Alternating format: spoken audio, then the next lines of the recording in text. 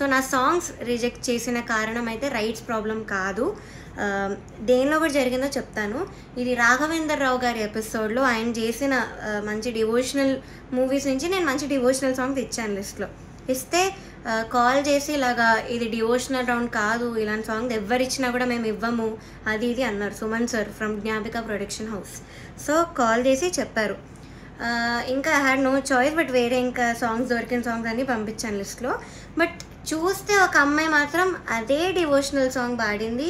And తను కూడా ఎన్ని పిచ్చింగ్ ఇష్యూస్ చేసినా మళ్ళీ అదే మంచి కామెంట్స్ ఇచ్చారు. That's fine. అండ్ షార్ప్ పాడుతుంటే మీరేమో సైగలు చేశారు. Instead of pointing that out in the judgement మీరు అది చేయలేదు. మరి ఇదేంత ఫేవరెటిజం కనిపిస్తుంది, అందరికీ కనిపిస్తుంది ఈ పాయింట్లో. అండ్ మీరు ఇది ఆన్సర్ చేయండి, ఎందుకు సైగలు చేశారు జడ్జ్మెంట్లో చెప్పకుండా, ఇది ఒక్కటి ఆన్సర్ చేయండి మ్యామ్. అండ్ జడ్జ్మెంట్ గురించి మాట్లాడుతున్నాం కాబట్టి ఈ యొక్క ఎపిసోడ్లో ఇళయరాజా సార్, ఎస్పీబీ సార్ ఎపిసోడ్లో మీరు ఒక పాటకి లేకుండానే ముందే జడ్జ్మెంట్ ఇచ్చి వెళ్ళారు. కన్యాకుమారి అనే పాటకి మీరు ఆ రోజు ఏదో ఎక్కడికో వెళ్ళాలి అని ఆ పాట వినకముందే మీరు కామెంట్స్ ఇచ్చేసి వెళ్ళిపోయారు.